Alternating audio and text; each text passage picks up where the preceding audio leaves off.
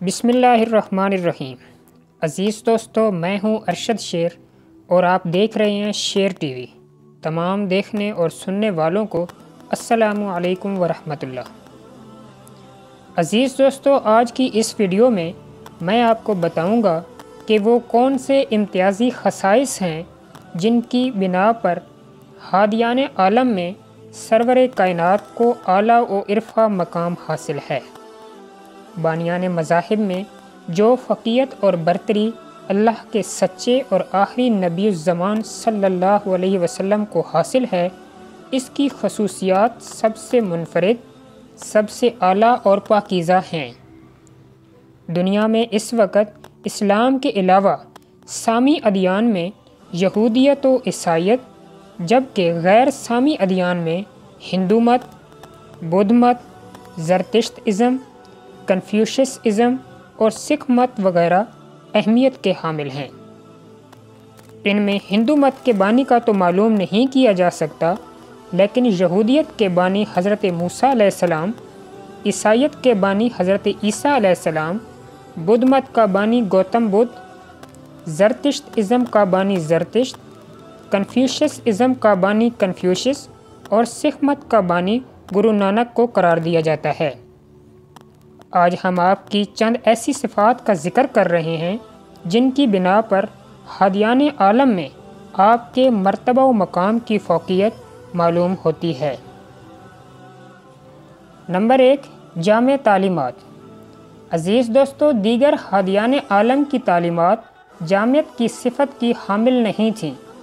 اس طرح سابقہ انبیاء کی تعلیمات بھی پوری طرح جامع نہیں تھیں، اسی لیے تو ان کے لیے تکملہ کی ضرورت پڑی، جبکہ غیر سامی ادیان میں سے کوئی ایسا نہیں جو جامعیت کا دعویٰ کر سکے۔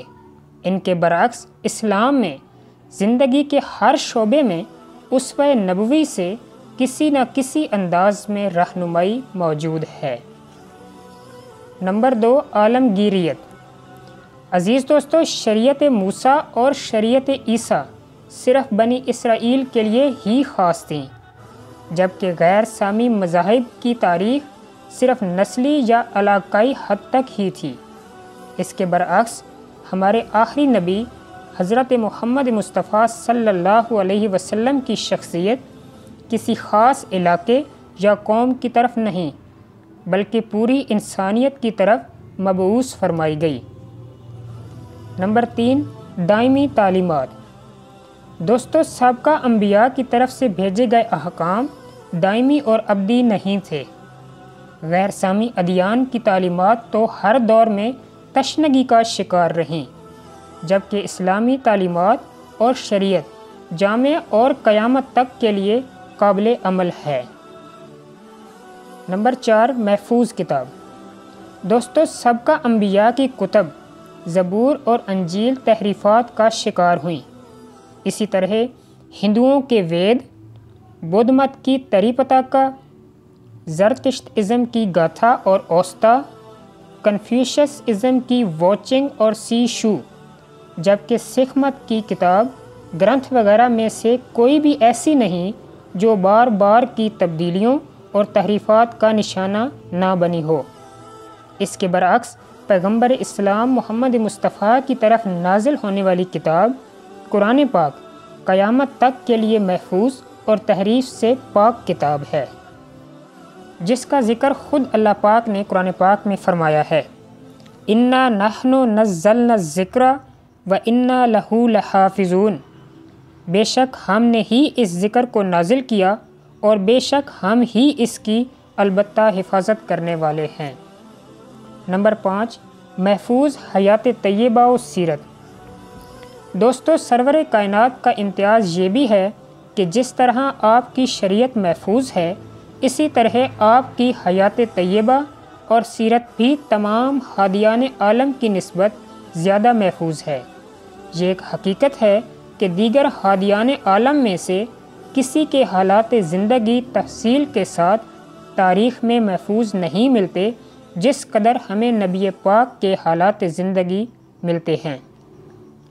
معزز سامعین، نبی پاک کا سابقہ کتب میں بشارات، معراج جسمانی، اللہ اور ملائکہ کی طرف سے درود، شق صدر و شرح صدر، رفعت ذکر، دین و دنیا کا امتزاج اور ختم نبوت جیسے بے مثال کمالات اور منفرد اوصاف سے رحمت للعالمین کی شخصیت پرنور اور مزین ہے۔ عزیز دوستو، اللہ کے سچے اور آخری رسول کمالات اور اوصاف کے ذکر سے دل روشن اور روح تازہ ہو جاتی ہے۔ دوستو، میری اس ویڈیو کو لائک اور شیئر ضرور کریں، کیونکہ دین کی بات پھیلانا صدقہ جاریہ ہے۔ انشاءاللہ آپ سے ایک نئی ویڈیو کے ساتھ ملاقات ہوگی، تب تک کے لیے اللہ نگہبان۔